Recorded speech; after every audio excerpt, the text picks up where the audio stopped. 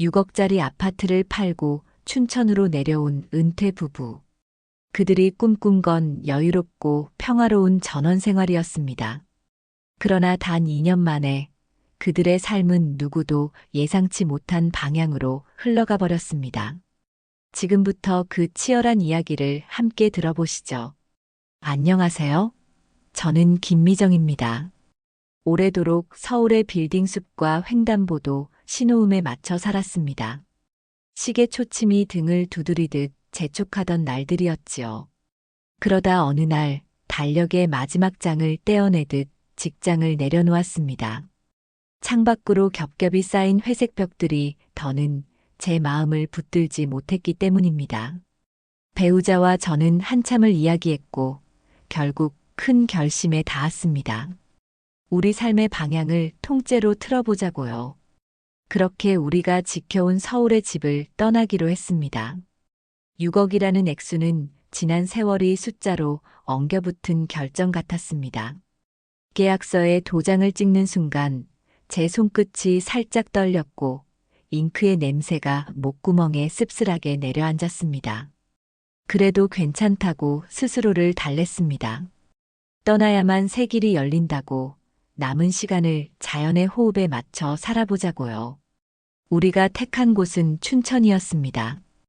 호수와 산이 서로의 어깨에 기대고 서 있는 동네였지요. 첫날 텅 빈 방에 돗자리를 펴고 누웠습니다. 천장의 흰빛이 오후의 빛을 받아 우유처럼 희미하게 번졌고 바깥에서는 물기 어린 바람이 처마를 스쳤습니다.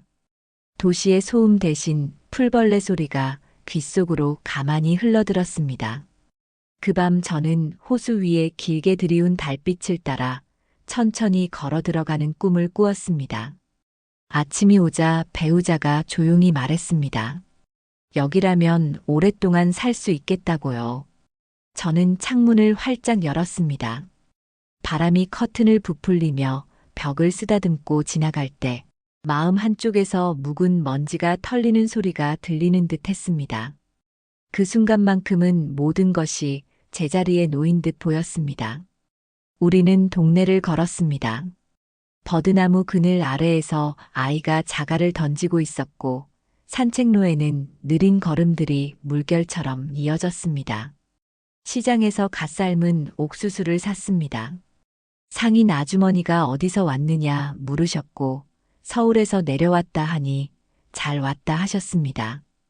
이곳 공기가 사람을 살린다고 덧붙이셨지요. 그 말이 제 안에 오래 맴돌았습니다. 살린다는 말은 무엇을 뜻할까요? 더 오래 사는 일일까요? 아니면 바르게 사는 일일까요? 저는 옥수수의 단내를 맡으며 혼잣말처럼 스스로에게 물었습니다. 답은 당장 알 수 없었지만 곧 알게 되리라 믿었습니다. 그날 저녁 우리는 배달을 미루고 동네 정육점에서 산 고기로 된장을 끓였습니다. 호수의 잔빛을 마주하고 앉아 숟가락을 들었을 때 장마 사이로 잔잔한 평화가 밀려왔습니다. 이곳의 첫 번째 밤은 그렇게 우리를 품어주었습니다. 하지만 평온은 늘 가장자리가 얇았습니다. 며칠 지나지 않아 작은 균열들이 눈에 띄기 시작했습니다. 난방 기름값은 예상보다 가파르게 올라 있었습니다. 겨울이 오면 어떻게 하느냐며 배우자가 계산기를 두드렸습니다. 저는 아직 여름이니 걱정하지 말자고 했지만 창고 구석에서 말라가는 장작을 볼 때면 마음 한쪽이 서늘해졌습니다. 병원도 문제였습니다. 예전에는 지하철 몇 정거장이면 닿던 큰 병원이 여기서는 차를 몰고 한참을 달려야 했습니다. 동네 의원의 대기 의자에 앉아 있으면 낡은 나무 바닥이 기침처럼 삐걱거렸고 진료 예약은 멀리 밀려났습니다. 나이가 들수록 시간은 금보다 무겁고 건강은 금보다 더 희박해진다는 사실이 뚜렷해졌습니다. 사람도 쉽지 않았습니다. 서울의 군중은 불편했지만 필요할 때면 전화 한 통으로 만날 얼굴들이 있었습니다. 이곳의 이웃은 친절했지만 아직 서로의 안부를 먼저 묻을 만큼의 역사도 비밀을 나눌 만큼의 사연도 없었습니다. 오후가 길어지면 호수의 빛이 서서히 기울었고 그 기울기를 따라 마음도 조금씩 비어갔습니다. 배우자는 텃밭을 가꾸며 땀을 흘렸습니다. 모종을 심고 물을 대는 일은 묘한 위로를 주었습니다. 그런데 저녁마다 부엌 창으로 들어오는 흙냄새와 땀냄새 속에서 알 수 없는 공허가 자라났습니다. 도시의 소음처럼 요란한 외로움이 아니라 호수의 수면처럼 고요해서 더 깊게 스며드는 외로움이었습니다. 울음을 부르지 않기에 더 질긴 종류의 고독이었지요. 얼마 전 비가 내렸습니다. 잎사귀들이 한꺼번에 젖는 소리가 들렸고 물바디에서 떨어진 물방울이 돌을 두드리며 맑게 울렸습니다. 비가 그친 다음 날 집 뒤 비탈이 조금 내려앉아 있었습니다. 사람을 불러도 신호가 잡히다 끊기기 일쑤였고 올 수 있는 시간은 물처럼 미끄러져 갔습니다. 그날 밤 저는 이곳의 시간표가 자연의 손목을 따라 움직인다는 사실을 또렷이 알았습니다. 아름답고도 불편한 진실이었지요. 도시에서는 불편을 돈으로 해결했지만 여기서는 돈으로도 안 되는 일들이 있었습니다. 그 사실이 마음을 묘하게 흔들었습니다. 우리는 무엇을 위해 떠나왔을까요? 고요를 얻으려 떠났고 고요 속에서 오히려 작은 불안을 만났습니다. 모순처럼 들리지만 사실이었고 사실이어서 더 또렷했습니다. 그래도 저는 매일 아침 호숫길을 걸었습니다. 물비늘이 햇빛을 받아 작은 별처럼 반짝이는 순간 세상은 아직 충분히 아름답다고 믿었습니다. 믿음은 밥상 위 김치처럼 매일 새로 담가야 했습니다. 너무 적으면 밥이 넘어가지 않았고 너무 많으면 욕심이 되었습니다. 저는 그 사이를 조심스레 건넜습니다. 오늘은 토마토가 더 붉어졌다고, 저 버드나무 아래 새가 둥지를 틀었다고 우리는 소소한 말을 주고받았습니다. 그런 시간만큼은 모든 계산과 후회가 멈췄습니다. 다만 한 줄기 예감이 그림자처럼 따라붙었습니다. 이 고요가 너무 완벽해서 언젠가 깨질지도 모른다는 느낌이었습니다. 근거 없이 찾아와 이유를 나중에 들이미는 손님 같은 예감이었습니다. 저는 문을 잠그듯 마음을 다잡았지만 예감은 현관 앞 계단에 오래 앉아 있었습니다. 저녁이면 서울의 불빛이 떠올랐습니다. 이곳의 밤은 가로등 하나로 충분했고 그 불빛 아래로 고양이 한 마리가 재빠르게 지나가곤 했습니다. 놀라움과 웃음이 함께 찾아왔습니다. 설거지를 마치고 물을 털던 순간 배우자가 가슴께를 한번 쓸어내리고는 괜찮다며 웃었습니다. 그 미소가 어쩐지 낯설게 느껴졌습니다. 잠깐이지만 작은 떨림이 목선을 스치고 지나갔기 때문입니다. 저는 아무 말도 하지 않았습니다. 침묵이 먼저 다가와 제 입술을 가만히 붙들었기 때문입니다. 창밖의 호수는 검푸르게 가라앉아 있었고 물 위에는 바람이 몇 줄의 주름을 새기고 있었습니다. 그 주름을 바라보다 문득 알 수 없는 종이장이 바닥으로 천천히 내려앉는 상상을 했습니다. 삶의 종이장인지 마음의 것인지 분간할 수 없었지만 표면에는 물 얼룩 같은 무늬가 번져 있었습니다. 모양이 없어서 오히려 선명한 무늬였습니다. 그날 밤 저는 쉽게 잠이 들지 못했습니다. 베개에 머리를 얹을 때마다 가슴 속 작은 메트로놈이 똑딱거리며 리듬을 만들었습니다. 떠나온 집, 팔아버린 기억, 새로 사들인 꿈이 그 리듬에 맞춰줄을 섰습니다. 저는 그 줄의 머리맡에 내일이라는 표지를 붙였습니다. 내일이면 더 편안해질 거라 믿었습니다. 그러나 마음 깊은 곳에서는 다른 소리가 났습니다. 내일은 내일의 시험을 들고 올지도 모른다고요. 저는 조심스레 손을 뻗어 배우자의 손등을 더듬었습니다. 맥은 잔잔했습니다. 안심하려 애쓰며 눈을 감았습니다. 눈꺼풀 안쪽에서 호수의 장광이 흔들렸고 흔들림은 곧 꿈으로 변했습니다. 꿈은 한 장의 문이 되어 저를 불렀습니다. 문턱 앞에서 저는 멈추었습니다. 내일 무슨 일이 일어날까요? 내일은 우리에게 어떤 속도로 다가올까요? 고요의 껍질은 얼마나 두꺼울까요? 저는 조용히 숨을 고르며 스스로에게 물었습니다. 그 질문은 멀리서 다가오는 발자국 소리 같았습니다. 모습은 아직 보이지 않지만 점점 또렷해지는 걸음이었습니다. 밤이 깊어지자 바람이 지붕의 경첩을 살살 흔들었습니다. 저는 자다가 몇 번이나 눈을 떴습니다. 꿈인지 현실인지 모를 불길한 발자국 소리가 귓속을 맴돌았지요. 새벽녘이 가까워질 무렵 옆에 누워있던 배우자의 숨이 잠깐 멈칫하는 느낌이 들었습니다.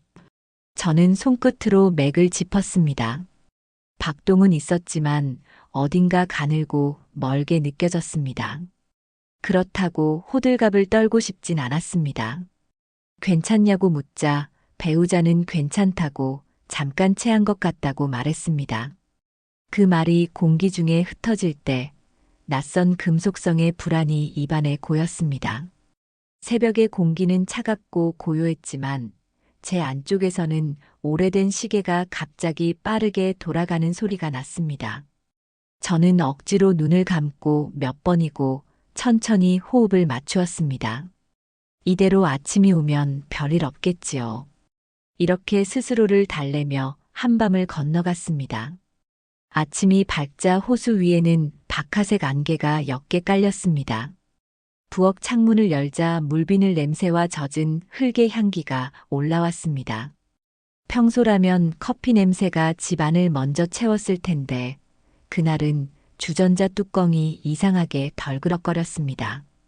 배우자가 컵을 들던 손이 미세하게 떨렸기 때문입니다. 괜찮냐 묻자 그저 어젯밤에 소화가 덜 돼서 그렇다며 웃었습니다. 그 미소는 언제나처럼 조용했지만 눈빛이 어딘가 얇아졌습니다. 저는 괜한 걱정을 키우지 않으려 했습니다. 텃밭에 나가 토마토 가지를 묻고 호수길을 반 바퀴쯤 걸었습니다. 햇살은 부드럽고 강아지 풀은 녹빛을 흔들었지요. 그런데 발걸음이 집 쪽으로 돌아올수록 마음 한가운데 작은 못 하나가 남아있는 듯 아렸습니다. 점심 무렵이 되자 배우자의 숨이 무겁게 들리고 났습니다. 가슴께를 잠깐 쓸어내리더니 금방 괜찮다며 일어섰습니다. 괜찮다는 말은 때로 고집의 다른 이름이더군요. 저는 더 이상 미루지 않기로 했습니다. 동네 의원에 들러 혈압을 재고 진료를 받자고 했습니다. 차에 시동을 걸었을 때 계기판에 작은 불빛들이 일제히 켜졌다 꺼졌습니다. 호수 옆길을 천천히 빠져나가는데 물 위에 떠있던 햇살이 흔들려 마치 우리를 붙잡는 듯 보였습니다. 이 길이 이렇게 길던가요? 나무 사이사이가 늘어나고 구비마다 시간이 조금씩 미끄러져 나가는 기분이 들었습니다. 저는 핸들을 쥔 손에 힘을 주었습니다. 괜찮다고 말했지만 제 목소리는 생각보다 낮고 빠르게 떨렸습니다. 의원 대기실은 낮잠에서 막 깨어난 사람들처럼 고요했습니다. 벽의 시계는 느리게 걸었고 창틀에 앉은 햇빛은 종이처럼 얇게 접혀 있었습니다. 혈압계의 숫자가 오르내릴 때 제 눈은 그 작은 파동에 빨려 들어갔습니다. 의사는 잠깐의 검진 후 큰 병원에서 검사를 받는 편이 낫겠다고 말했습니다. 예약을 잡으려면 시간이 걸린다고 하셨습니다. 그 말이 떨어지는 순간 의자 다리 하나가 바닥에 끌리는 소리가 유난히 길게 들렸습니다. 저는 고개를 끄덕였고 배우자는 괜찮다며 웃었습니다. 웃음은 예의였고 예의는 현실을 묽게 만들 뿐이었습니다. 저는 접수 창구에서 소개장을 받아들고 나왔습니다. 종이의 가장자리가 제 손끝에 닿자 얇은 번개가 스쳤습니다. 작은 번개는 마음 깊은 곳까지 금을 내렸습니다. 집으로 돌아오는 길, 하늘이 이상하게 맑았습니다. 바람이 적당했고 구름의 그림자는 산등성이를 천천히 넘어갔습니다. 풍경이 너무 평화로우면 마음의 불길이 더 잘 보이기도 하지요. 배우자는 차창 밖을 바라보며 조용히 숨을 골랐습니다. 저는 앞으로의 일을 머릿속으로 정돈했습니다. 내일 새벽에 서둘러 큰 병원으로 가야겠다고, 검사를 받으면 명확해지겠다고, 그 다음엔 무엇을 준비해야 할지 차례를 세웠습니다. 목록을 만들수록 마음이 조금은 가라앉았습니다. 저녁 무렵 우리는 오래간만에 라디오를 켰습니다. 낮은 목소리의 진행자가 산뜻한 곡을 소개했습니다. 멜로디는 나른했고 어둠은 창가에서 천천히 풀렸습니다. 평범한 밤의 겉모습이 포개졌지만 속은 이미 다른 리듬으로 뛰고 있었습니다. 밤사이 비가 스쳤습니다. 새벽 5시 우리는 서둘러 집을 나섰습니다. 길가의 억새가 어둠을 털며 은빛을 드러내고 있었습니다. 호수 위의 안개는 조용히 물러났고 길바닥의 무릉덩이에 하늘의 첫빛이 담겼습니다. 저는 운전대를 잡고 고갯길을 돌았습니다.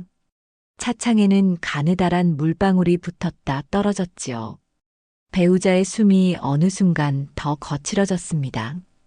그 소리 하나에 세상의 모든 소리가 밀려났습니다. 저는 속도를 조금 올렸습니다. 산을 벗어나 넓은 도로로 접어들자 신호등의 원이 선명하게 빛났습니다. 초록빛이 켜졌을 때 가슴 깊은 곳에서 뜨거운 무언가가 올라왔습니다. 이 초록은 허락의 빛일까요? 아니면 시험의 시작일까요? 차는 앞으로 나아갔고 저의 손은 더 단단해졌습니다. 큰 병원의 주차장에 차를 세웠습니다. 새벽의 건물은 커다란 배처럼 정박해 있었고 자동문은 파도처럼 열리고 닫혔습니다. 접수대 앞에서 정막이 발 뒤꿈치를 잡는 것 같았습니다. 서류를 내밀고 번호표를 받아들고 복도를 걸었습니다. 복도의 끝마다 작은 불빛이 달려 있었습니다. 그 불빛들은 믿음의 등장 같기도 하고 경고의 표시 같기도 했습니다. 검사실 문이 열리고 닫히는 동안 제 마음은 출렁였습니다. 마치 호수 밑바닥에서 오래된 그물이 끌려 올라오는 느낌이었습니다.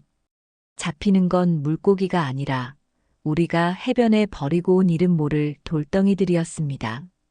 간호사의 발걸음이 다가오고 멀어지고 의사의 침착한 목소리가 문틈을 넘어왔습니다. 저는 손등을 맞잡고 천천히 숨을 골랐습니다. 마음이 지나치게 고요해지면 오히려 작은 소리에도 금이 가는 법이지요. 검사는 생각보다 오래 걸렸습니다. 기다림은 사람을 가장 조용한 전쟁터로 데려갑니다. 벤치의 냉기가 허리를 타고 올라왔고 머리맡에서는 공조기가 일정한 바람을 불어냈습니다. 저는 지난 몇 달의 풍경을 한 장씩 넘겼습니다. 호수 위로 번지던 노을, 텃밭의 상추가 첫 잎을 펼치던 아침, 시장에서 사온 따끈한 옥수수의 향. 그 모든 장면이 하나의 질문으로 모였습니다. 우리는 과연 무엇을 얻었고 무엇을 놓쳤을까요? 얻었다고 믿은 평화는 얼마나 깊고 놓쳤다고 느끼는 안전은 얼마나 얕았을까요? 질문은 감자의 싹처럼 어둠 속에서 자라나 제 발목을 간지렸습니다.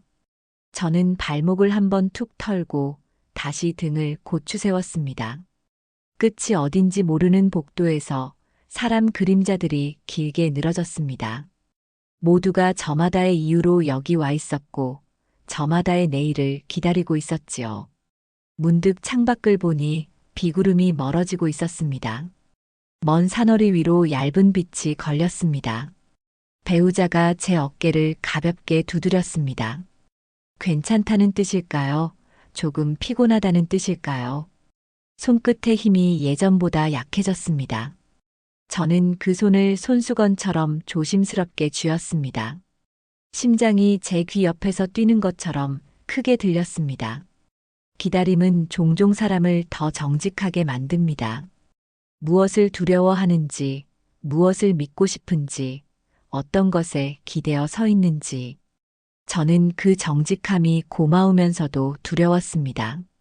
진실은 칼날 같아서 잡으면 반드시 손을 베이곤 하니까요. 그럼에도 잡지 않으면 어디로 가야 할지 길을 잃습니다. 저는 눈을 감고 한 박자 더 깊게 숨을 들이켰습니다. 그 숨을 따라 마음의 바닥이 조금 내려앉았습니다. 검사실 문이 조용히 열렸습니다. 이름 대신 번호가 불렸고 우리는 의자에서 일어섰습니다. 발끝이 바닥을 스칠 때마다 작은 소리가 났습니다. 한 걸음, 또 한 걸음. 마치 얇은 얼음 위를 걷는 사람처럼 조심스러운 걸음이었습니다. 저는 문턱을 넘기 전 짧게 호흡을 정리했습니다. 복도 끝에서 누군가의 웃음소리가 들려왔습니다. 이상하게도 그 웃음은 멀리서 들려오는 파도 소리 같았습니다. 밀려왔다가 물러가는 소리. 저는 문손잡이를 잡았습니다. 차가운 금속이 손바닥을 타고 전해졌습니다. 그리고 마음속에서 한 문장이 또렷해졌습니다. 이제는 들어가서 우리의 내일을 정확히 마주할 시간입니다. 문이 닫히자 방 안의 공기가 약간 낮아졌습니다. 흰 벽과 회색 의자, 창밖으로 비껴드는 빛이 얇은 칼날처럼 책상 모서리를 스치고 있었지요. 의사는 차분한 눈빛으로 화면을 돌려 보여주었습니다. 저는 그 화면 속 회색의 강줄기 같은 선들을 이해하지 못했지만 설명의 첫마디가 가슴을 내려앉게 만들었습니다. 당장은 위험을 넘겼지만 조용히 쌓여온 무언가가 분명히 보인다고 했습니다. 무리하면 안 되고 가까운 시일 안에 더 정밀한 확인이 필요하다고 했습니다. 말은 조심스러웠고 말 사이사이에 길게 숨이 섞여 있었습니다. 저는 고개를 끄덕였고 배우자는 짧게 미소를 지었습니다. 그 미소가 금방 부서져 내릴 것 같아 저는 무릎 위에 포개놓은 손을 더 세게 맞잡았습니다. 복도로 나오자 먼 끝에서 응급차의 소리가 미세하게 흔들렸습니다. 낮은 웅성임이 바닥을 타고 전해졌고 저는 문득 우리가 아주 큰 배 안에 있는 듯한 감각을 얻었습니다. 배가 기우는 쪽으로 마음도 같이 쏠렸습니다. 접수 창구에서 추가 검사를 위한 안내지를 받았습니다. 종이 위에 작은 글자들이 순간 모래알처럼 흩어지더니 다시 모였습니다. 비용과 일정, 준비해야 할 것들. 제 눈은 항목을 따라갔고 제 마음은 한 구석에서 조용히 서늘해졌습니다. 서울의 생활을 정리하며 확보해둔 여유를 떠올렸습니다. 여유는 천천히 샘물처럼 줄고 있었고 저희가 기대앉은 돌은 생각보다 불안정했습니다. 그래도 버텨야지요. 사람은 버틸 때 비로소 자기의 뼈 소리를 듣는다고 저는 스스로에게 말했습니다. 집으로 돌아오는 길에 비는 그쳤지만 길가의 풀잎에는 아직 물방울이 매달려 있었습니다. 햇빛이 그것들을 하나하나 밝혔습니다. 너무 아름다워서 오히려 잔혹하게 느껴지는 장면이 있지요. 저는 그 반짝임이 우리에게 손짓하는 것처럼 보여 눈을 피했습니다. 배우자는 조용히 창밖을 보며 숨을 고르고 있었습니다. 저는 마음속에서 빠르게 목록을 만들었습니다. 식단을 바꾸고 약을 챙기고 무리한 일을 줄이고 정기적으로 병원에 다니고 단정한 글씨로 쓰인 계획표를 머릿속에서 펼쳐보았습니다. 계획은 다정한 구호 같았고 동시에 얇은 다리 같았습니다. 한 발짝이라도 비틀리면 금세 휘청일 다리 말입니다. 그럼에도 저는 그 다리를 건너야 했습니다. 뒤로 물러설 공간은 이제 좁아지고 있었으니까요. 저녁 무렵 우리는 텃밭에 나갔습니다. 토마토 줄기는 비를 머금어 더 무거웠고 상추 잎맥 사이로 골이 깊어져 있었습니다. 배우자가 줄기를 살짝 치켜 세웠습니다. 손끝이 느릿느릿 움직였습니다. 저는 그 손등에 덮인 햇빛을 잠시 바라보다가 집 안에서 끓이고 있던 보리차 냄새를 따라 부엌으로 들어왔습니다.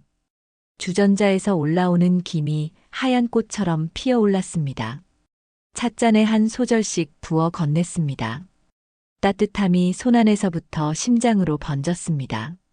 배우자가 고맙다며 찻잔을 두 손으로 감쌌습니다. 그 모습이 오래된 사진처럼 정지되어 보였습니다. 저는 테이블 위 달력을 당겨 다음 주에 빈칸을 훑었습니다. 빈칸은 한숨처럼 길었습니다. 그 한숨 사이사이에 일정들을 빼곡히 적어야겠지요. 약국, 검사, 재진, 식단, 산책, 휴식. 저는 마음속으로 단어들을 조용히 눌러 적었습니다. 밤이 깊자 창밖에서 풀벌레 울음이 다시 시작되었습니다. 낮게 깔린 소리가 바닥을 두드리듯 이어졌습니다. 저는 침대에 누운 채 천장을 바라보았습니다. 천장의 흰빛은 어두움 속에서 다른 표정을 가졌습니다. 도시에선 보지 못한 얼굴이었습니다.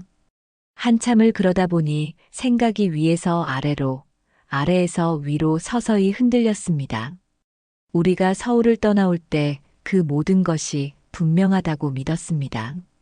여유와 건강, 자연과 느림. 그러나 분명하다고 믿은 것들 사이에는 늘 보이지 않는 틈이 있었고 그 틈으로 일이 스며들었습니다. 저는 그 틈을 탓하려다 조용히 입술을 다물었습니다. 탓은 낡은 배처럼 금세 물이 셉니다. 제가 해야 할 일은 배를 더 단단히 봉합하는 일이겠지요. 내일 아침에는 시장에 들러 싱싱한 채소를 사고 짠 것을 줄이고 의사가 알려준 호흡 운동을 배우자와 함께 해보자고 다짐했습니다. 한밤중에 잠시 깨어 부엌으로 내려갔습니다. 창문을 조금 열자 바람이 커튼을 밀었습니다. 바람이 지나간 자리에서 찻잔이 작은 소리를 냈습니다. 그 소리가 이상하게 마음을 진정시켰습니다. 저는 싱크대에 팔꿈치를 올리고 어둠 속 호수의 위치를 가늠했습니다. 보이지 않아도 알 수 있는 자리라는 게 있지요. 분명 저기쯤 산 그림자 아래 고요히 누워 있겠지요. 물결이 아주 미세하게 흔들리고 달빛이 미처 닿지 못한 부분에는 검은 고요가 차 있을 것입니다. 저는 상상 속 호수에 작은 말을 던졌습니다. 우리를 잠시만 더 붙잡아 달라고, 내일의 경사길을 조금만 완만하게 해달라고. 말은 물속으로 들어가 오래도록 동심원을 만들었습니다. 동심원은 제 가슴에서도 천천히 번졌습니다. 다시 침대로 돌아오니 배우자가 얕은 잠을 뒤척였습니다. 이마에 얇은 땀이 맺혀 있었습니다. 저는 손수건 끝을 적셔 살짝 닦아주었습니다. 손끝에 닿은 체온이 사람의 온기보다 조금 낮게 느껴졌습니다. 그 미세한 차이가 오히려 저를 경계하게 만들었습니다. 저는 깜깜한 방 안에서 조용히 숨을 세어보았습니다. 한 번, 두 번, 세 번. 숨이 오르내릴 때마다 제가 어디쯤 서 있는지 알 것 같았습니다. 두려움의 언덕과 희망의 언덕 사이, 그 어디쯤. 저는 그 사이에서 균형을 잡으려 애썼습니다. 발밑에 흙은 아직 굳어 있었습니다. 넘어지기엔 이르다는 뜻이겠지요. 넘어지더라도 다시 일어날 여지는 남아있다는 말이겠지요. 새벽의 빛이 가장 연한 색으로 창가를 물들릴 때 저는 마음속에서 하나의 약속을 세웠습니다. 오늘부터 우리의 하루를 다시 짤 것. 아침의 호흡과 저녁의 산책을 정해진 시각에 놓고 식탁에 소금을 덜어내고 병원의 약봉지를 투명한 상자에 가지런히 담을 것. 그리고 무엇보다 서로를 바라보는 시간을 줄이지 않을 것. 두려움이 눈을 가릴 때일수록 얼굴을 마주보고 말할 것. 괜찮다는 말과 괜찮지 않다는 말을 가꾸듯 주고받을 것. 그 약속이 해 뜬 뒤에 첫 그림자처럼 우리를 따라붙길 바랐습니다. 그림자는 때로 길어지고 때로 짧아지지만 결코 사라지지 않으니까요. 사라지지 않는다는 사실이 오히려 위로가 되기도 합니다. 그렇게 하루의 가장 얇은 시간이 지나고 있었습니다. 창밖에서 새가 한 번 짧게 울었습니다. 저는 눈을 감고 그 소리를 가슴에 접었습니다. 작은 울음이 마음의 직물에 단단히 꿰매졌습니다. 이제 우리는 다시 걸어야 합니다. 느리더라도 뒤뚱거리더라도 앞으로. 저는 스스로에게 속삭이듯 말했습니다. 내일의 검사가 우리를 어디로 데려가든 오늘의 손을 먼저 꼭 잡자고. 잡은 손의 온도만 잊지 않으면 길을 잃지 않을 거라고요. 그 말이 끝나자 아주 오랜만에 심장이 한 박자 고르게 뛰었습니다. 그 고른 박동 위로 날이 밝아오고 있었습니다.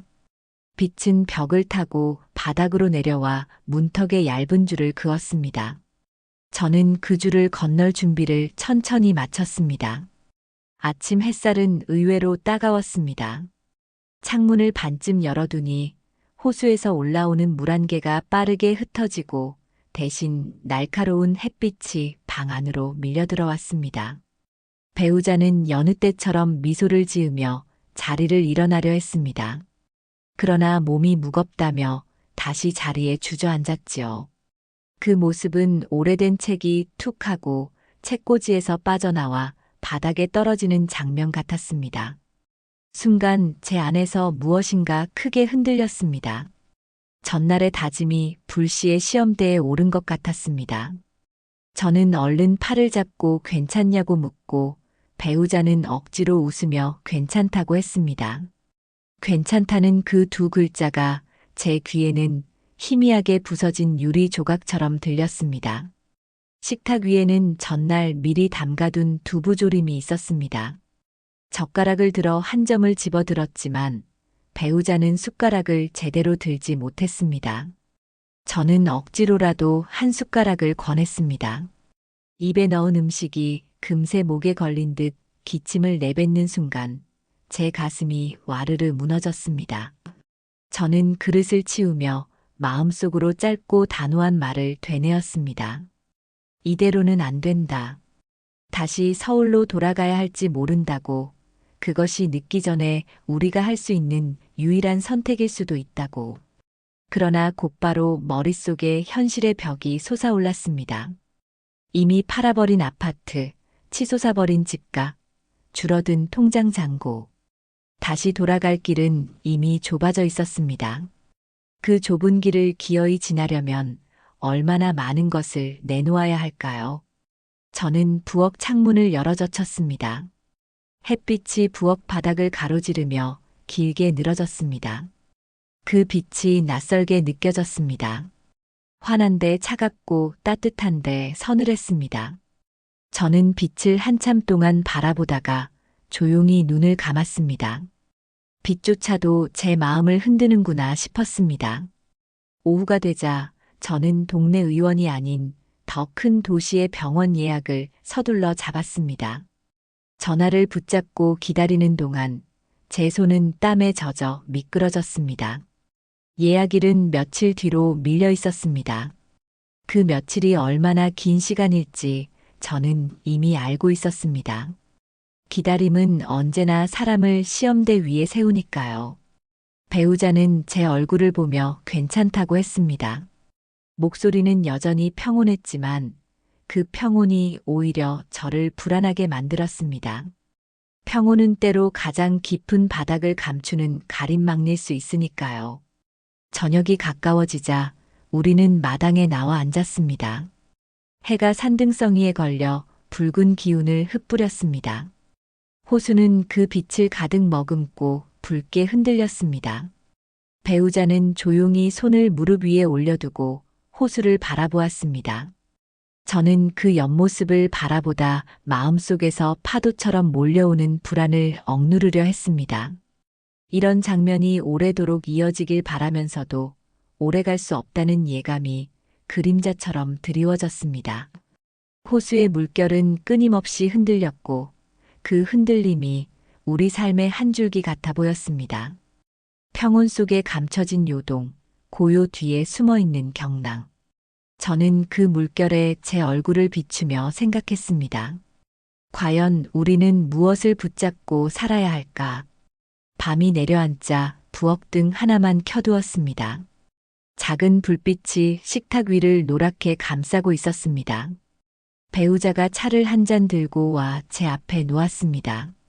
따뜻한 증기가 가볍게 피어올랐습니다. 그 손길을 바라보며 저는 눈을 감고 싶어졌습니다.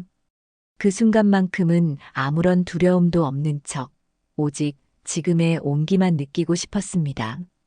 그러나 차의 김이 사라지듯 마음의 온기도 금세 희미해졌습니다. 내일이 오면 다시 우리는 무거운 현실을 마주해야 할 테니까요. 저는 차를 한 모금 들이키며 속으로 짧게 기도했습니다. 부디 내일의 해가 너무 날카롭지 않기를, 내일의 바람이 너무 차갑지 않기를. 그렇게 긴 하루가 저물어 갔습니다. 배우자는 먼저 잠자리에 들었습니다. 저는 뒤늦게 불을 끄고 누웠습니다. 눈을 감자 곧장 한 가지 문장이 떠올랐습니다. 우리가 떠나온 길은 이제 돌아갈 수 없다는 것. 그 문장이 어둠 속에서 서서히 울려 퍼졌습니다. 저는 이불 속에서 몸을 웅크렸습니다. 돌아갈 수 없다면 앞으로 걸어야 한다는 말이겠지요. 그러나 그 길은 어디로 이어질까요? 저는 그 길 위에 서 있는 제 모습을 상상했습니다. 발밑의 흙은 아직 단단했지만 저 앞에는 안개가 자욱했습니다. 안개는 길을 감추고 동시에 그 길을 향해 한 발을 내딛게 만들었습니다. 저는 숨을 고르며 조용히 다짐했습니다. 내일은 반드시 더 단단해져야 한다고요. 새벽 공기는 살얼음처럼 차가웠습니다. 창문을 살짝 열자 산 너머에서 흘러온 바람이 방 안을 휘돌고 지나갔습니다. 호수 위에는 얇은 안개가 누워 있었고 그 위로 첫 햇살이 천천히 기어오르고 있었습니다. 배우자는 여느 때처럼 일어나려 했지만 몸이 말을 듣지 않았습니다. 숨을 고르는 소리가 낯설 만큼 거칠었고 손끝은 힘을 잃은 듯 무력했습니다. 저는 그 순간 심장이 세게 내려앉는 소리를 들었습니다. 마치 오래된 유리창이 바람에 금이 가듯 가슴 한쪽이 미세하게 갈라지는 느낌이었습니다. 저는 급히 옷을 챙기고 배우자를 부축했습니다. 작은 기침 하나에도 제 온몸이 긴장했습니다. 차에 올라타는 동안 손이 떨려 시동키를 몇 번이고 놓쳤습니다. 겨우 엔진이 켜지고 저는 곧장 도로를 향해 차를 몰았습니다. 산등성이에는 아직 그림자가 남아 있었고 호수는 창백한 얼굴로 우리를 배웅하고 있었습니다. 길은 한없이 길어 보였습니다. 타이어가 아스팔트를 스칠 때마다 제 심장은 더 크게 요동쳤습니다. 배우자는 괜찮다고 잠깐 숨이 가쁠 뿐이라고 했습니다. 하지만 저는 알았습니다. 그 말이 저를 안심시키려는 마지막 다리일 수도 있다는 것을요. 도시에 들어서자 신호등이 연달아 나타났습니다. 빨간불에 멈춰 섰을 때 창밖의 풍경이 이상하게 또렷했습니다. 슈퍼 앞에 쌓여있는 상자, 골목 모퉁이에 붙은 낡은 전단지, 신호 대기하는 사람들의 무표정한 얼굴. 평소라면 눈길조차 주지 않았을 풍경이 그날은 모두 제 안으로 깊이 박혔습니다. 마치 세상이 작은 흔적 하나까지도 제게 보여주려는 듯 했습니다. 저는 다시 초록불이 켜지자 서둘러 앞으로 나아갔습니다. 한순간도 늦출 수 없다는 마음이 발끝까지 내려와 페달을 세게 밟았습니다. 병원에 도착했을 때 자동문이 크게 열리며 우리를 삼켰습니다. 안쪽 공기는 냉정했고 바닥은 반짝였습니다. 접수대를 거쳐 우리는 곧장 진료실로 향했습니다. 배우자는 숨을 고르며 의자에 앉았습니다. 의사는 빠르게 청진기를 대고 간호사는 기록지를 챙겼습니다. 순간순간이 모두 긴박하게 흘러갔습니다. 저는 문 옆에 서서 손가락을 맞잡고 있었습니다. 손톱이 손바닥을 파고들어도 감각이 없었습니다. 오직 의사의 입술이 열리기를 기다렸습니다. 작은 단어 하나가 우리 삶을 송두리째 흔들어 놓을 수 있다는 사실을 잘 알고 있었으니까요. 검사 결과는 잠시 후 나왔습니다. 당장은 위급한 상황은 넘겼지만 심장이 무리를 받아온 흔적이 뚜렷하다고 했습니다.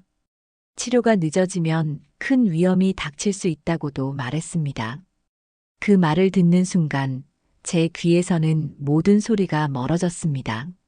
오직 제 안에서 울리는 박동만 또렷했습니다.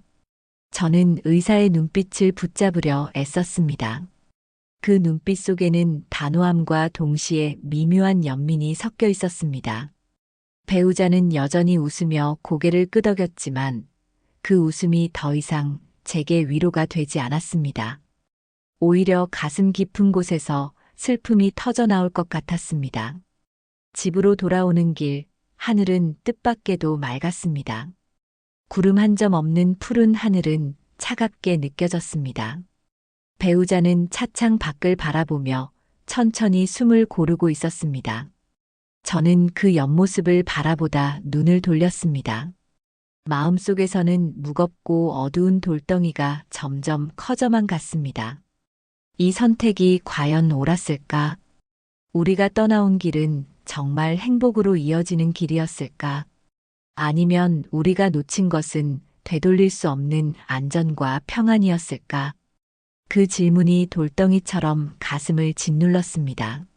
집에 도착하니 호수는 여전히 고요했습니다. 그러나 그 고요가 더 이상 평화로 느껴지지 않았습니다. 오히려 우리를 비웃는 듯 차갑게 번들거렸습니다. 배우자는 마당에 놓인 의자에 앉아 천천히 숨을 골랐습니다. 저는 부엌으로 들어가 물을 끓였습니다. 주전자에서 피어오르는 김이 허공에 스치며 사라졌습니다. 그 사라짐이 제 마음과 닮아 있었습니다.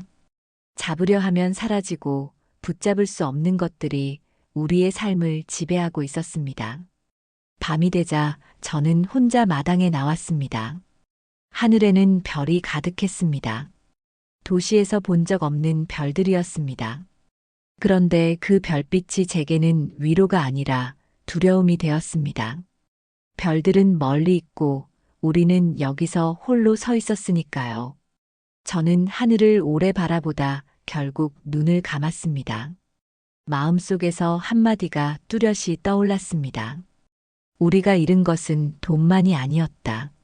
시간과 건강, 그리고 마음의 평화. 그것들이 우리 삶에서 조금씩 빠져나가고 있음을 저는 이제야 인정했습니다. 그날 밤 저는 배우자의 손을 꼭 잡고 속으로 다짐했습니다. 내일을 두려워하지 말자.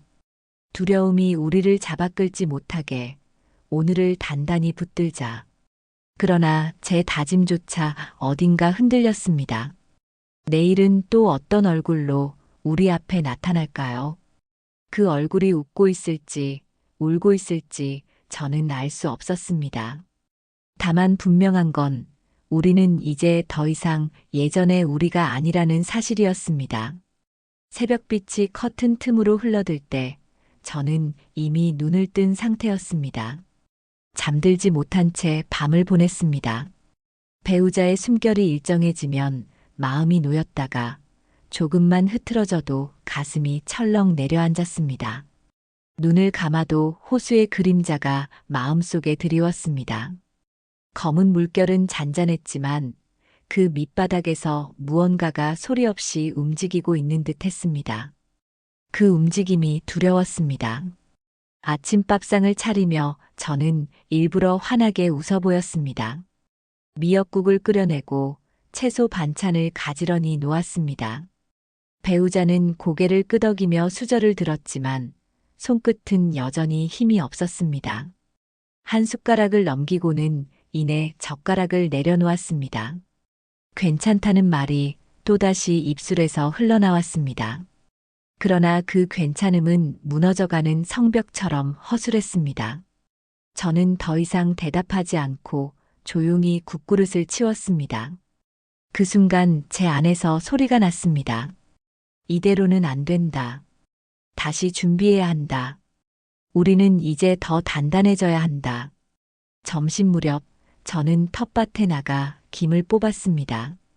흙냄새가 짙게 올라왔습니다. 한 줄기 풀을 뽑아내는 순간 뿌리가 질긴 소리를 냈습니다. 그 소리가 이상하게 제 마음을 울렸습니다. 땅에 뿌리 내리고 살아간다는 것이 얼마나 힘든 일인지, 얼마나 쉽게 뽑혀나갈 수 있는 일인지 알 수 있었습니다. 배우자는 마당에 앉아 저를 바라보고 있었습니다. 눈빛은 여전히 따뜻했지만 그 안에 숨어 있는 피로를 저는 놓치지 않았습니다. 서로 눈이 마주친 순간 저는 억지로 미소를 지었습니다. 그 미소가 금세 무너질까 두려웠습니다. 오후에는 동네 이웃이 찾아왔습니다. 김치를 담갔다며 한 통을 건네주셨습니다. 이웃의 정이 고마웠습니다. 그러나 그 친절이 오히려 제 마음을 찌르듯 했습니다. 이곳에서의 삶이 이제 막 뿌리 내리려 하는데 우리는 이미 다시 흔들리고 있었으니까요. 김치통을 받아들고 돌아서는 순간 무거운 돌 하나가 가슴 위에 얹힌 듯 했습니다.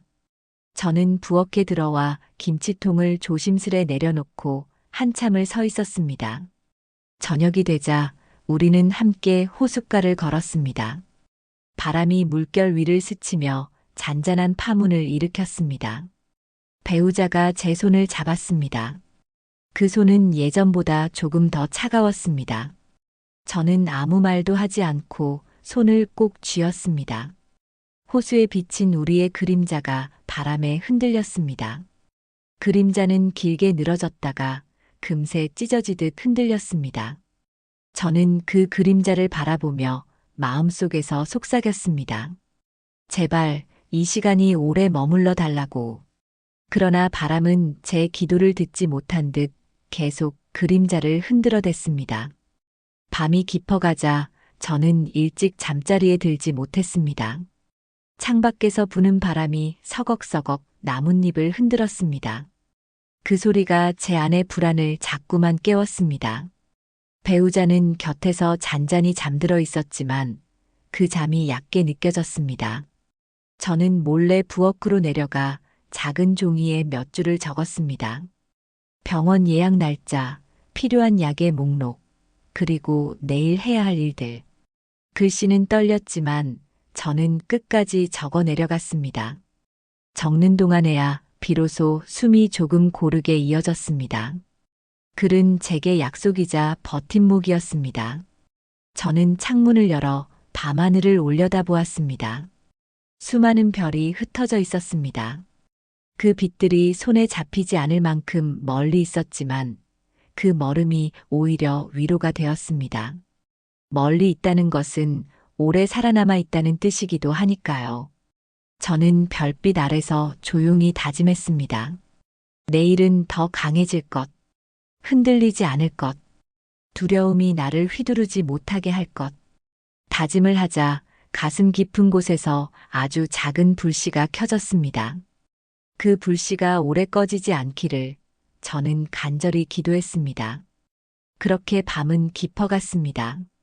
저는 배우자의 손을 다시 잡고 잠들었습니다. 손끝에서 느껴지는 맥박이 약했지만 분명히 살아있었습니다. 그 박동이 제 마음을 붙들었습니다. 저는 눈을 감으며 속으로 되뇌었습니다. 아직은 괜찮다.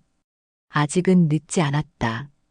그 말이 제 마음속에서 조용히 맴돌며 긴 어둠을 건너가게 했습니다. 아침 공기는 유난히 서늘했습니다. 커튼 사이로 들어온 햇살은 마치 낯선 손길처럼 방 안을 더듬고 있었습니다. 저는 눈을 뜨자마자 배우자의 얼굴을 살폈습니다. 얕은 숨이 들고 났고 이마에는 보이지 않던 주름이 깊게 새겨져 있었습니다. 어제보다 조금 더 힘겨워 보였습니다. 제 안에서 알 수 없는 불안이 파도처럼 일어났습니다. 하지만 저는 애써 미소를 지으며 아침 식탁을 차렸습니다. 따끈한 죽을 끓이고 반찬을 조금 내왔습니다. 배우자는 죽을 몇 숟가락 뜨더니 이내 수저를 내려놓았습니다. 괜찮다고 말했지만 그 괜찮음이 더 이상 제게는 위로가 되지 않았습니다. 그 말은 이미 여러 번 금이 간 항아리처럼 더 이상 물을 담아내지 못했습니다. 저는 식탁에 앉아 한참을 말없이 있었습니다. 손가락이 수저를 쥐고 있었지만 입은 움직이지 않았습니다. 마음 한가운데서 목소리가 일었습니다. 이곳에 내려와 얻은 것이 무엇이었나? 평화였나 아니면 고립이었나? 행복이었나 아니면 두려움이었나? 질문은 계속 이어졌습니다. 그러나 답은 나오지 않았습니다. 그저 묵직한 침묵만이 우리 사이에 내려앉아 있었습니다. 점심 무렵 저는 홀로 시장에 다녀왔습니다. 시장은 늘 분주했고 사람들의 목소리가 이리저리 흩어졌습니다. 그러나 그 소란이 오히려 제겐 낯설게 느껴졌습니다. 도시에서 살던 시절에는 당연했던 풍경이 지금은 멀리서 흘러나오는 소음처럼 다가왔습니다. 장바구니에 채소와 약간의 생선을 담으면서도 마음은 텅 빈 그릇 같았습니다. 발걸음을 집으로 돌리며 저는 생각했습니다. 우리는 너무 빨리 떠나온 것이 아닐까? 준비하지 못한 채 막연한 꿈에 이끌려 내려온 것은 아닐까? 그 꿈이 지금은 우리의 발목을 잡고 있는 것은 아닐까? 집에 돌아와 보니 배우자는 마당에 앉아 있었습니다. 호수 쪽을 바라보며 가만히 앉아 있는 모습은 한 장의 그림 같았습니다. 그러나 그 그림은 고요함 속에 슬픔을 품고 있었습니다. 저는 곁에 앉아 말을 걸었습니다. 괜찮냐고.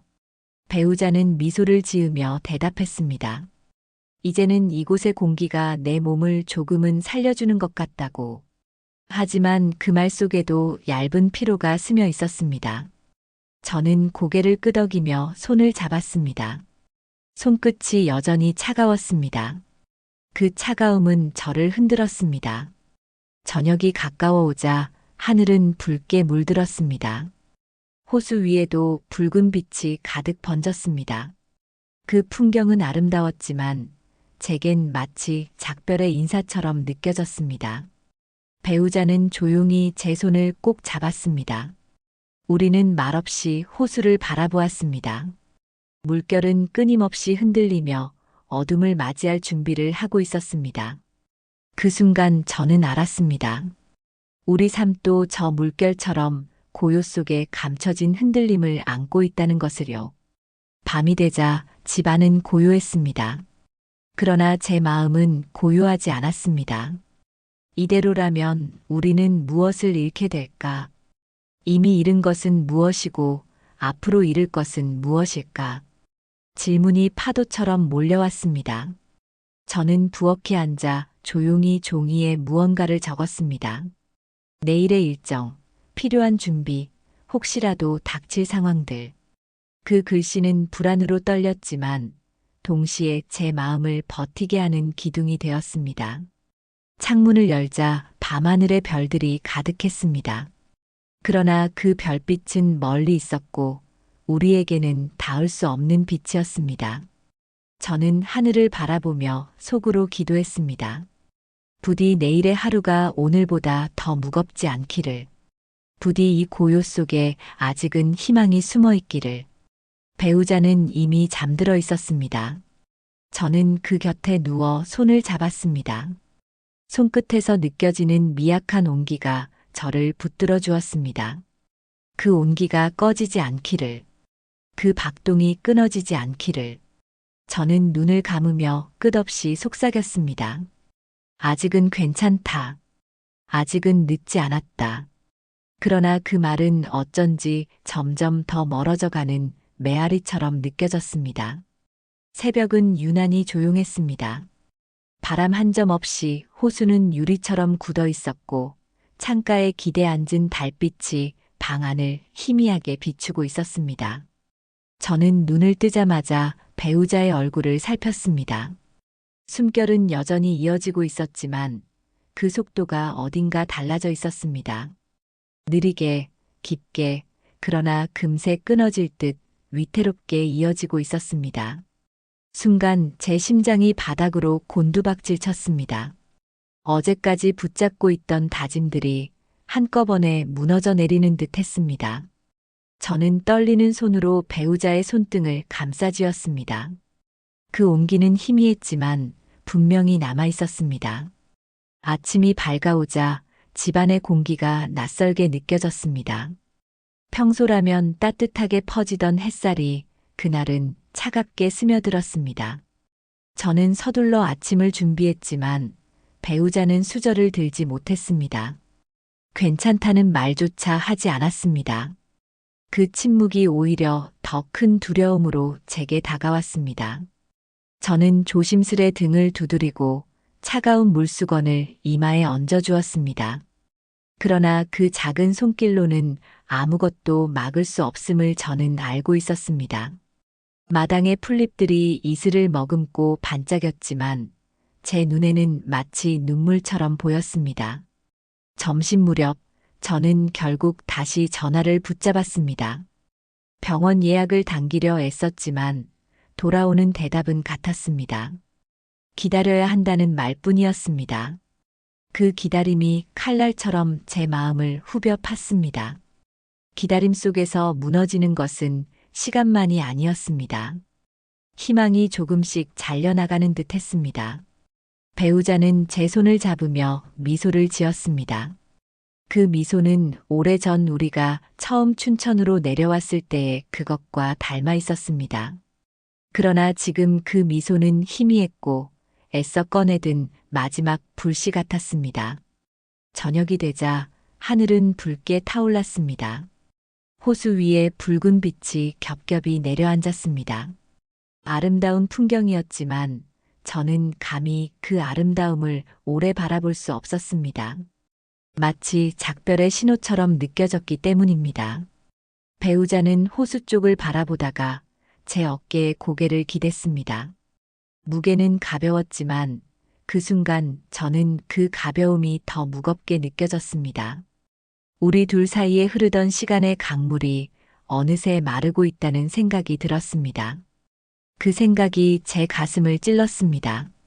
밤이 찾아오자 저는 불을 끄지 못했습니다. 작은 등불을 켠 채 배우자의 곁을 지켰습니다. 호흡은 여전히 들고 났지만 그 간격이 길어지고 있었습니다. 저는 손을 꼭 잡은 채 눈을 감지 않았습니다. 어둠 속에서 들려오는 건 풀벌레의 울음과 배우자의 호흡뿐이었습니다. 그 소리들이 점점 더 얇아지는 듯 했습니다. 저는 속으로 간절히 기도했습니다. 부디 이 시간이 조금만 더 길어지기를. 부디 이 고요 속에서 손을 놓지 않기를. 새벽녘 창밖의 별들이 하나둘 사라지고 있었습니다. 새벽빛이 다시 커튼 틈으로 들어왔습니다. 배우자의 손끝이 아주 미세하게 떨리더니 이내 고요해졌습니다. 저는 그 순간 세상이 멈추는 소리를 들었습니다. 모든 것이 정지한 듯 고요했고 오직 제 심장만 미친 듯이 뛰고 있었습니다. 눈물이 제 얼굴을 타고 흘러내렸습니다. 울지 않으려 했지만 눈물은 제 의지와 상관없이 쏟아졌습니다. 호수 위로 햇살이 번져가고 있었습니다. 그러나 그 빛은 제게 도무지 닿지 않았습니다. 저는 배우자의 손을 마지막까지 놓지 않았습니다. 그 손은 이제 차갑게 굳어가고 있었습니다. 그러나 제게는 여전히 따뜻했습니다. 그 온기는 제 기억 속에서 살아있었기 때문입니다. 우리는 6억짜리 아파트를 팔고 이곳으로 내려왔습니다. 꿈꾸던 전원 생활을 얻으려 했습니다. 그러나 결국 우리는 돈도 건강도 그리고 함께 누릴 시간도 잃어버렸습니다. 그럼에도 불구하고 저는 마지막 순간까지 배우자의 손을 잡고 있었습니다. 그것만이 우리가 끝내 지켜낸 전부였기 때문입니다. 호수는 여전히 고요했습니다. 물결은 아무 일 없었다는 듯 잔잔하게 흔들리고 있었습니다. 그러나 제 안의 호수는 깊은 울음을 삼키고 있었습니다. 저는 눈을 감고 마지막으로 속삭였습니다. 우리가 잃은 것들은 많았지만 그래도 당신과 함께였으니 나는 여전히 살아있다는 것을요. 행복을 찾아 떠난 선택이 결국 소중한 것들을 하나씩 잃게 만들었습니다. 하지만 끝까지 서로의 손을 잡았던 그 순간 삶의 진짜 의미가 드러났죠. 여러분은 이 부부의 선택을 어떻게 보셨나요?